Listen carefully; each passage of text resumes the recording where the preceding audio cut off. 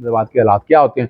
हो सकता है वो अपने तई फैसला कर लें और वजीरा चेंज कर दें, हो सकता है वजीर आज़म भी अपने तई को चेंज कर लें। ये भी गर्दिश कर रही है कि पाकिस्तान तहरीक-ए-इंसाफ से पीपल्स पार्टी राब्ते में है, जो पीपल्स पार्टी के साथ हुकूमत के साथ किया जा रहा है, खासकर पंजाब और उस सारे मुद्दे को लेकर जरदारी साहब बड़े मुतहरक हैं और आपसे भी राब्ता किया जा रहा है कि, और आपकी पहली शर्त भी यही है कि अदम एतमाद की तरीके लेके हैं, लेकिन सबसे पहले पंजाब के आप अदम एतमाद। देखिए, एक बात तो बड़ी वाज़ेह है, असूली तौर पर हर एक को पता है कि फार्म 45 और 47, आज फार्म 45-47 का मसला ख़त्म हो जाए तो अदम एतमाद ऑटोमेटिकली हो गया, आपकी मेजॉरिटी होगी और कोई मुश्किल काम नहीं है। लेकिन वो फार्म 45-47 मुझे तो नज़र नहीं आता। लेकिन उसके बाद अगली बात चलिएगा, एक बात तो बड़ी वाज़ेह तौर पर है, मैं बहुत सी चीज़ों को इकट्ठा मिला के देखता हूँ। जरदारी साहब का यहाँ से जाना, दुबई रहना, फिर उनका लाड़काना या नवाब शाह आना, यहाँ से अयाज सादक का और इसहाक डार का जाकर मिलना, उसके बाद इस्लामाबाद आना, इस्लामाबाद वज़ीर आज़म का मिलना, chief of the army staff का मिलना, वो बड़ी अहमियत का अमल है।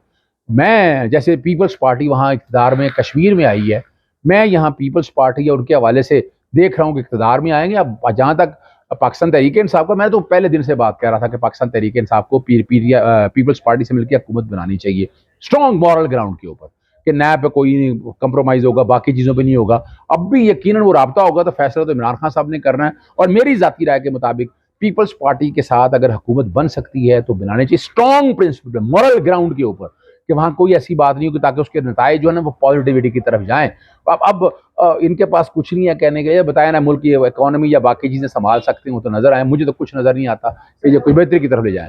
साहब ये बताइएगा कि सोहेल अफरीदी साहब के खिलाफ ये कहा गया है कि इलेक्शन कमीशन में कोई दरख्वास्त दी गई है, क्या बल्कि क्या आप कहते हैं कि डिस्क्वालीफाई होते हुए? देखिए, मैं जवाब दे देता हूँ। देखिए, मैं वो पहला आदमी था कि जिसने जब अमीन अली मीन गंडापुर ने इस्तीफा लिख के दिया तो उसने लिखा कि on the directions of founder chairman. मैंने कहा ये गलत लिखा है, आपको अपना ज़हन खुद इस्तेमाल करना है। और उसके बाद उसने अपने हाथ से दरख्वास्त लिख कर देखी। जहाँ तक अली मीन, यहाँ तक सोहेल अफरीदी साहब का मेजॉरिटी हमारी है, मेजॉरिटी वहाँ देखिए ना, जहाँ तक असेंबली जो इस्तीफा मंजूर हुआ है, मंजूर होने के बाद इलेक्शन हुआ है, उस इलेक्शन के अंदर वोट पड़े हैं, तो जो प्रोसीडिंग है ना असेंबली की, वो कहीं चैलेंज नहीं हो सकती। आर्टिकल 69 बड़ा क्लियर है, वो ना इलेक्शन कमीशन कुछ कर सकता है, ना अदालतें कुछ कर सकती हैं। वो सिक्का बंद वजीर आला बन चुके हैं, तब वक्त है कि कोई और हालात ना। अगर सदीक साहब आप क्योंकि लाहौर से बिलोंग रखते हैं और कभी कभी इस्लामाबाद आते हैं, हमारा वक्त यही होता है कि आपको जाने ही ना दिया जाए, अगला सवाल की तरफ दिल करता है तो फिर आपसे बात का सिलसिला शुरू रहता है। सर ये बताइएगा कि जब से सीएम केपी के सोहेल खान अफरीदी साहब बने हैं तो एक खास तबका है दानिशवर, और उन्होंने टोपे उठा ली हैं, उन्होंने कहा ऐसी की तैसी। और अब एक जो दरखास्त इलेक्शन कमीशन में लाई थी जिसका भी सवाल किया गया और वो भी फेक निकली है, दरखास्त भी फेक निकली है, और जो एहलकार बताया जाता है उसका ताल्लुक की भी इलेक्शन कमीशन से नहीं निकला। तो ये सारी खबरें क्यों चला दी जाती हैं? कभी कहा जाता है कि बस बच्चे जबूरे बन के रहोगे तो वज़ीर आला बन के रहोगे, वज़ीर आला नहीं बनना, आपको जो है किसी ने जो है देखें ऐसी की तैसी तक आ जाते हैं। फिर देखिए, मैं एक बात आपके सामने रख दूं, सोहेल अफरीदी साहब जो है ना, वो मुराद सईद की सजेशन पे बने हैं, जो मेरे पास इतला है।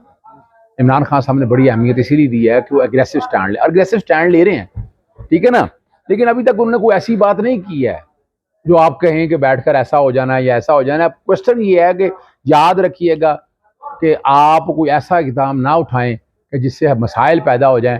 तो इसलिए इस तरह की दरख्वास्तें आती रहती हैं। जहाँ तक मैं सोहेल अफरीदी से मिला हूँ, जहाँ मैं तक उनको देखा है, वो इन चीज़ों से डरने वाले नहीं हैं। जैसे इमरान खान साहब का एतकाद है कि इज़्ज़त और ज़िल्लत रब के हाथ में है, रिज़्क रब के हाथ में है, ज़िंदगी और मौत रब के हाथ में है, तो वो इस एजेंडे पे लेकर चलेंगे। और सोहेल अफरीदी जो है ना, देखिए मैं फिर बार बार क्यों कह रहा हूँ, मैं नवंबर पे फोकस क्यों कर रहा हूँ, इसीलिए कर रहा हूँ। नवंबर में आप देखिएगा कि बड़ा मुश्किल हो जाएगा अगर सबको साथ लेकर चलना है, हालात अगर बेहतर बनाने हैं, इस मुल्क को अगर रिवाइवल की तरफ लेके जाना है, जो 3.5 साल में तबाही और बर्बादी हुई है, तो आपको जो मुलाजम है ना, चाहे वो वज़ीर आज़म की सीट पे कोई बैठा हो या वज़ीर आला की सीट पे बैठा हो, उन्हें हटाना पड़ेगा और अवामी लोग लाना पड़ेगा। सर पाकिस्तान पीपल पार्टी, और लास्ट क्वेश्चन पे रख लें, पाकिस्तान पीपल पार्टी और पीटीआई का इत्तेहाद बनते हुए कोई नजर आ रहा है सर आपको? देखिए, मैंने अपनी ओपिनियन आपको दे दी है, मैं आज भी समझता हूँ इत्तेहाद होना चाहिए। सर इसके बाद, आज के बाद देखिए, मैं आज भी समझता हूँ, मैं आज भी कहता हूँ कि बिल्कुल हुकूमत बनानी चाहिए, हाई मॉरल ग्राउंड्स पे बनानी चाहिए। देखिए, पाकिस्तान पीपल्स पार्टी अवामी मसाइल के अंदर अभी तक आपके सामने है, वो किसी ऐसी चीज़ का साथ नहीं दे रही। वो जमहूरी, मैं देखे ना, जितनी जमहूरी जमातें हैं ना, मैं इस वक्त उनको नंबर 1 पे अगर जमहूरी जमातें पाकिस्तान तहरीक इंसाफ के बहुत बड़े गैप के बाद अगर है तो वो पीपल्स पार्टी।